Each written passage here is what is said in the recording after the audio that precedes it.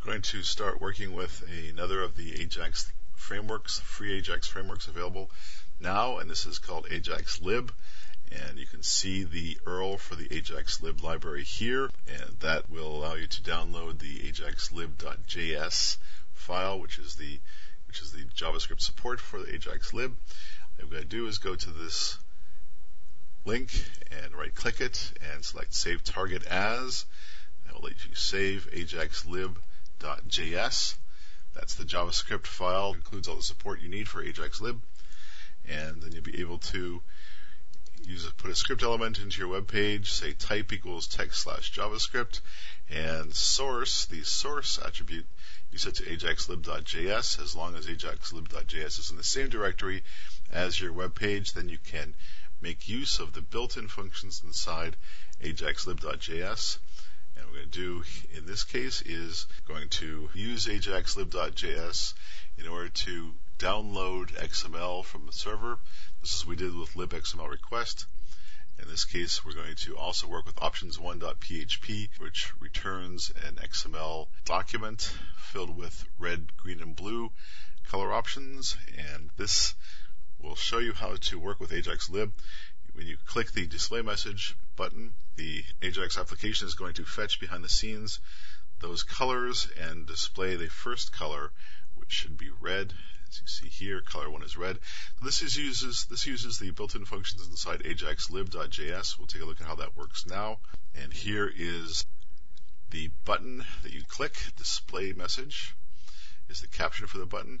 When the button is clicked, then you call the load XML doc Ajax lib function. Load XML doc lets you download XML from the web server and gives you an XML document to work with.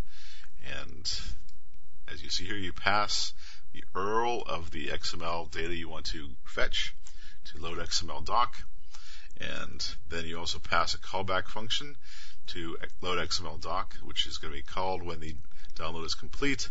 Value of false here indicates that you want the transfer from the web server to be asynchronous, and so that's how you work with Ajax lib in order to download XML data. Decode XML, that is your callback function you've specified.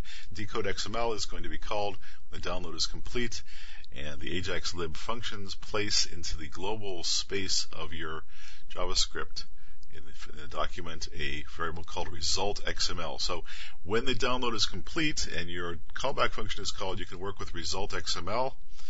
That is going to be a JavaScript XML document object and filled by the Ajax lib functions. And so you can use get elements by tag name, and you can fetch all the option elements out of the result downloaded from the web server, store that in an array called options.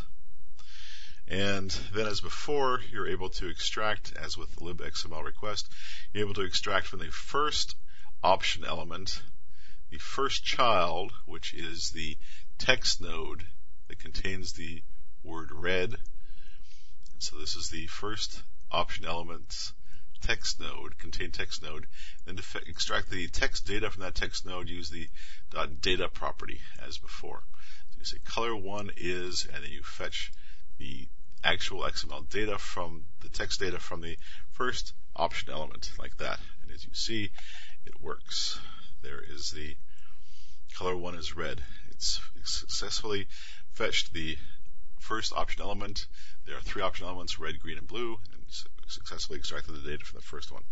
So as you see, this is how to work with, in overview, Ajax lib, and you use the load XML function, pass it the URL to fetch data from, the callback function when the download is complete, value of false to make the transfer asynchronous, as it must be for Ajax, and that's very nice. You don't have to write any Ajax code yourself. All you had to do was include the ajaxlib.js library, and then making it made available to you all the functions inside that library, and then you can call load XML doc in order to download XML data from the server. So very nice, saves you a lot of programming, and it's another one of the Ajax frameworks available for free.